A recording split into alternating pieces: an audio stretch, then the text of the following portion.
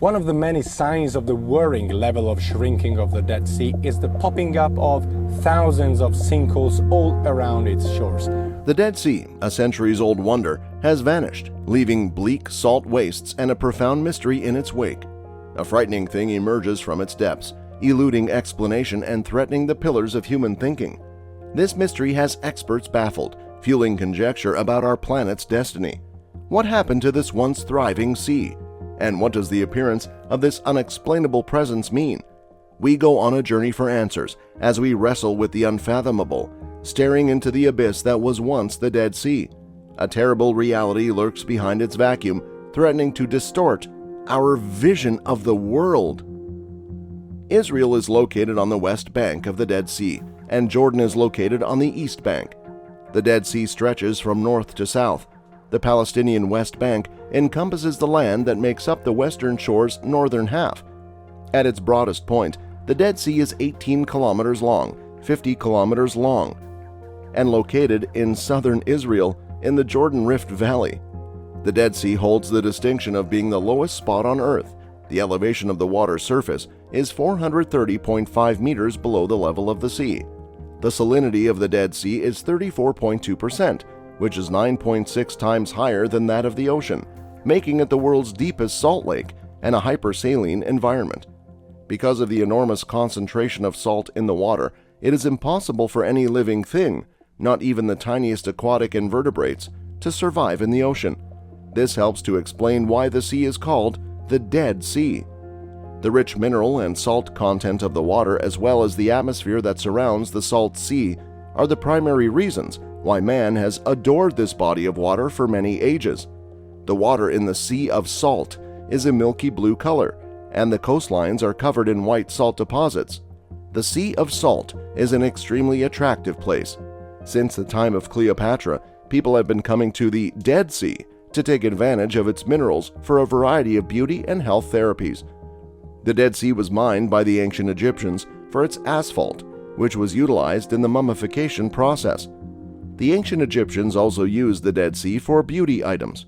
The importance of the Salt Sea was recognized by historical figures as far back as Aristotle, King Solomon, and the Queen of Sheba. The Dead Sea is referred to as the Salt Sea in the Bible. It has also been referred to as the Sea of Sodom, the Sea of Lot, and the Stinking Sea, due to the putrid odor that is produced by the sulfur that is present in the water of the Dead Sea. In the Bible, the sea does not play a particularly significant role, yet it is mentioned in Chronicles 11:20 and Ezekiel. Ezekiel made a prophecy that one day the salt sea would flow with fresh water and that fishermen would be able to cast their nets from the coast. The biblical cities of Sodom and Gomorrah, as well as the desert wasteland where David sought sanctuary, are all located near the coast of the Dead Sea. Additionally, the biblical city of Jericho is not too far to the northeast of the Dead Sea. Human imprint. At the very least, the name Dead Sea dates back to the Hellenistic period, which lasted from 323 BCE to 30 BCE. The Dead Sea is mentioned in biblical stories dating back to the time of Abraham, the first of the Hebrew patriarchs, and the destruction of Sodom and Gomorrah, which are the two cities that the Hebrew Bible claims were destroyed by fire from heaven due to their immorality, and that were located along the lake. During the siege of Jerusalem by the Parthians in 40 BCE, King Herod I of Judea holed himself in a castle in Masada, Israel, immediately west of Al-Lizan. At the time, David, king of ancient Israel, and Herod I the Great, king of Judah, sought sanctuary in the lonely desert near the lake. Masada was the location of a siege that lasted for 2 years and ended with the Jewish zealot defenders of the citadel committing mass suicide and the Romans taking control of the fortress in 73 CE. Caves at Qumran, located just to the northwest of the lake, served as a haven for the Jewish group that is responsible for the biblical writings now known as the Dead Sea Scrolls. The Dead Sea serves as a significant storage facility for salt.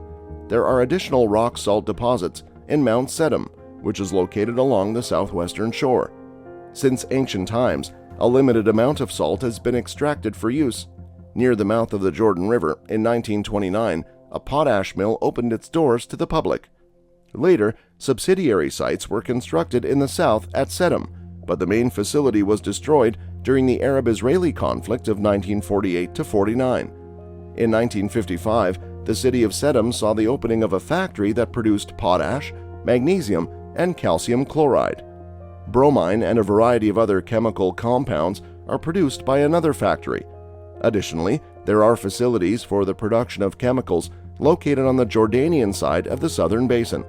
The water that is used to extract those minerals comes from an enormous network of evaporation pools located in the southern region, which is supplied by man-made canals that originate in the northern basin. The navigation possibilities on the Dead Sea are extremely limited due to its location on the disputed frontier between Jordan and Israel. Its coasts are mostly devoid of people, and just a few permanent establishments may be found there. The factory at Edom, a few hotels and spas in the north, and a kibbutz in the region of the En-Gedi oasis are the only exceptions to this rule. On occasion, one can even see a few planted plots along the shoreline of the lake. Concern immediately grew over the ongoing reduction in the water level of the Dead Sea, which prompted research and requests for more water conservation efforts along the Jordan River. Both Israel and Jordan examined the possibility of building canals that would deliver additional water to the Dead Sea. This was done in addition to the discussion of ways to cut back on the quantity of river water that is diverted by the two countries. Constructing a canal leading northward from the Red Sea is one proposal for this kind of project, and in 2015 it was given the go-ahead by both parties.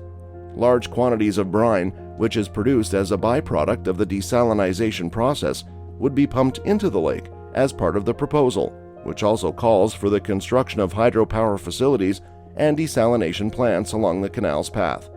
However, environmentalists and other individuals who question the potentially negative effects of combining water from the two sources voiced their resistance and suspicion against the idea when it was first proposed. Edom. The ancient kingdom of Edom occupied a region in modern-day southwestern Jordan between the Dead Sea and the Gulf of Aqaba, and it once bordered ancient Israel. Around the 13th century BCE, the Edomites were living there. They were biblically connected to the Israelites, Esau's descendants, although they fought with them frequently and were likely subservient to them throughout the Israelite kingdom. The copper industry in Ezion-Geber and Edom's central location on the trade route between Arabia and the Mediterranean contributed to the country's economic success. After the Nabateans conquered Edom and Moab, many Edomites relocated to southern Judea, where they were referred to as Edomians during New Testament times. The River Jordan. River Jordan in Arabic, the Nar al-Urdun, or Ha-Yarden in Hebrew, is a river in southwestern Asia that flows through the Middle East. It is the lowest-lying river on the planet and is located in a structural depression. The river originates on the Syrian-Lebanese border at Mount Hermon and continues south through northern Israel to the Sea of Galilee. After leaving the water, it flows south till it empties into the Dead Sea, separating Israel and the Israel-occupied West Bank to the west from Jordan to the east. In the middle of the 21st century, the lowest point on land is the Dead Sea surface, which is roughly 1,410 feet below sea level. While its total length exceeds 223 miles, the Jordan River's winding path shortens the distance between its headwaters and the Dead Sea to less than 124 miles.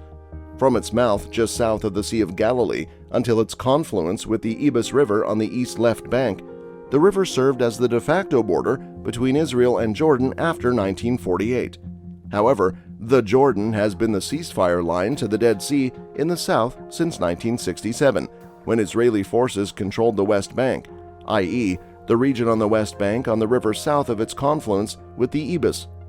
The ancient Greeks called this river Olon, whereas Arabs sometimes refer to it as Al-Shara, which means watering place. The Jordan River is held in high esteem by people of all faiths. Jesus was baptized by John the Baptist in its waters. Baptisms and other religious ceremonies have continued to take place in and around the river. Qumran. Qumran is a locality on the northwestern side of the Dead Sea that has gained notoriety since 1947 as the location of the caves where the Dead Sea Scrolls were found for the first time. The region is sometimes spelled Qumran. Since 1949, excavations have been conducted at a location known as Khirbet Qumrun, which is located less than a mile from the coast and to the north of the waterway known as Wadi Qumran.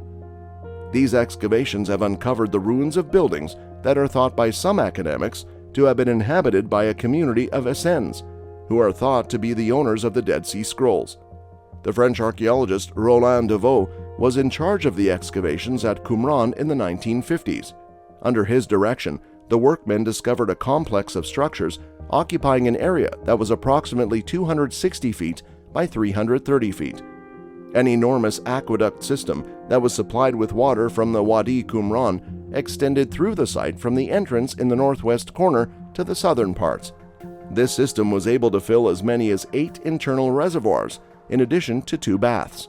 The most important structure was located in the eastern portion of the ruins.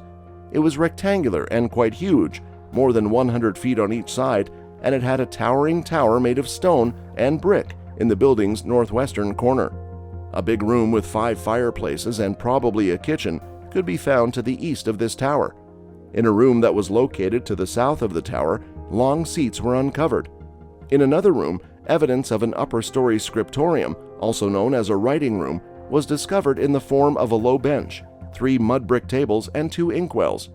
The scriptorium was located across an aqueduct and a reservoir from a vast assembly hall, which may have also functioned as a refectory at some point in its history. A pantry that was adjacent to the hall included a large number of jars made of clay. Archaeologists discovered more artifacts such as a potter's workshop, 2 kilns, an oven, a flour mill, and a stable. However, they noted that only a few of the other rooms may have functioned as dwelling quarters. In a cemetery close to Qumran, there are the skeletal remains of approximately 1,100 adult males. On 2 smaller grave sites, there are the ashes of approximately 100 females and children. When Jonathan Maccabeus and, subsequently, Simon Maccabeus took the office of the high priest, which conferred secular as well as ecclesiastical power, the Essenes severed their ties with the rest of the Jewish community in the 2nd century BCE.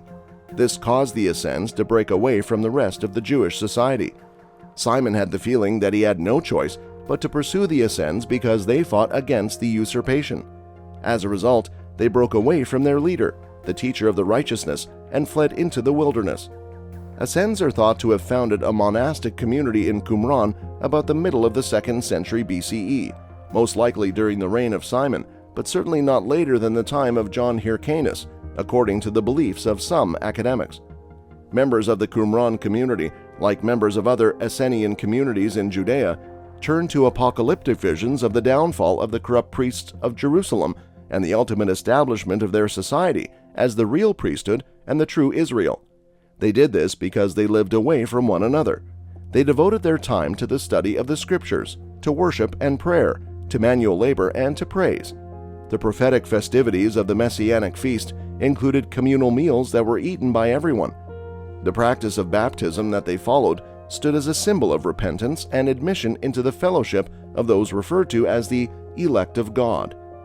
During the reign of Herod the Great, an earthquake in 31 BCE and a fire prompted the temporary abandonment of Qumran.